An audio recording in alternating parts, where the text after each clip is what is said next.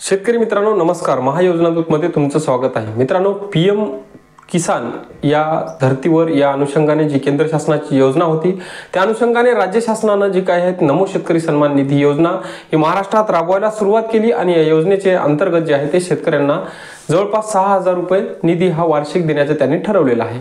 आता याच्यामध्ये निवडणुकीपूर्वी भल्या घोषणा केल्या याचा निधी जे आहे ते आम्ही 6000 वरून 9000 वर नेऊ, असं करू, हे करू, ते करू, भरपूर काही त्यांनी तिथे घोषणा केल्या। परंतु याचे जे काही हप्ते आहेत, जे हप्ते येण्याच्या प्रतीक्षेत शेतकरी मागील 5 ते 7 महिन्यापासून जे आहेत ते शेतकरी हे हप्ते येण्याच्या प्रतीक्षेत आहेत। याच्यामध्ये मागे फेब्रुवारीमध्ये जे काही पीएम किसानचा जो हप्ता आहे तो वितरित झाला, पण त्या सोबत सुद्धा जो आहे तो नमो शेतकरीचा नमोचा हप्ता त्या ठिकाणी मिळालेला नाही। शेतकऱ्यामध्ये एक संभ्रमाचं वातावरण निर्माण झालेलं आहे की योजना बंद पडली का, मग या योजनेचं नेमकं काय होणार, नेमके या योजनेचे हप्ते येणार का, आणि येणार तर ते कधी येणार, तेच आजच्या या व्हिडिओमधून आहे ते आपण थोडक्यात जाणून घेणार आहोत। बघा मित्रांनो, जे काय आहे ते राज्य शासनानं त्यांचं एक पोळी भाजून घेण्याकरता आपल्याला म्हणता येईल की भरपूर अशा योजना जे जाहीर केल्या आहेत।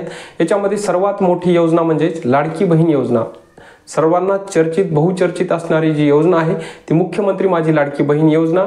आणि या योजनेचा इतका मोठा गाजावाजा केला आणि इतकी मोठी रक्कम त्या योजनेसाठी देण्यात आली, त्याच्यामुळे जे काही आहे ते की ह्या छोट्या मोठ्या योजना होत्या त्या योजनेचा जो काही आर्थिक भार आहे ते या सगळ्या योजनावर पडला आणि ह्या पूर्णपणे योजना आहेत त्या खाली दबून गेल्या आणि या योजनेकडे पूर्णपणे शासनाचं दुर्लक्ष झालं। याचा पैसा कधी वितरित होतो, याचा पैसा कधी मिळतो याकडे शेतकऱ्याचं लक्ष लागलेलं आहे, परंतु शासन जे काय आहे ते मोठ्या आर्थिक अडचणीत आले असल्यामुळं या छोट्या छोट्या ज्या काही योजना आहेत, शेतकऱ्याचे जे काही अनुदानित योजना असोत किंवा मग पीएम किसान सारख्या नमो शेतकरी सारख्या योजना असोत, याकडे शासनाचं एक दुर्लक्ष झालं आणि तो निधी वितरित त्यामुळे त्या शासन जे आहे ते करत नाही।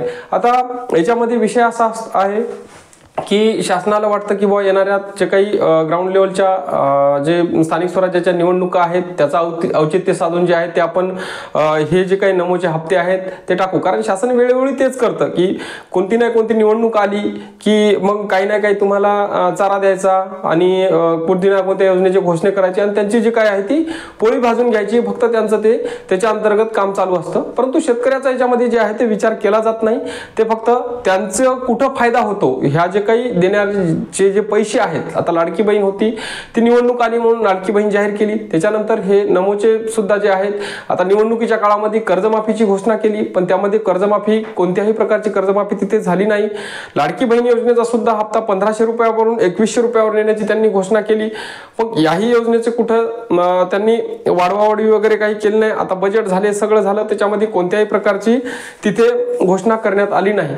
मग आता या योजनेचा जो आहे तो हप्ता कधीपर्यंत येईल? मग आता इथे विषय असा आहे की ह्या जी योजना आहे आता 31 मार्च म्हणजे आता आर्थिक वर्ष जे आहे ते शासनाचं हे संपत आहे, तर 31 मार्च पूर्वी हा हप्ता येणे अपेक्षित आहे। जेही तुमचे हप्ते थांबलेले आहेत ते 31 मार्च पूर्वी यायला हवेत, कारण शासनानं जे काही मागचं नियोजन केलेलं आहे त्या नियोजनमध्ये त्याचं जे काही बजेट होतं ते बजेट काढलेलं असतं, त्यानुसार हे हप्ता वितरित होणं हे बंधनकारक आहे। या 4 दिवसामध्ये त्यांचा एक निधी एक GR काढून जो काही आहे तो शेतकऱ्याचे जे काही थकलेले हप्ते आहेत ते येणं गरजेचं आहे। ही भगवंतानं त्यांना एक सद्बुद्धी द्यावी आणि हे हप्ते त्यांना शेतकऱ्यांना जे आहे ते वितरित करावे ही अशी एक विनंती आहे।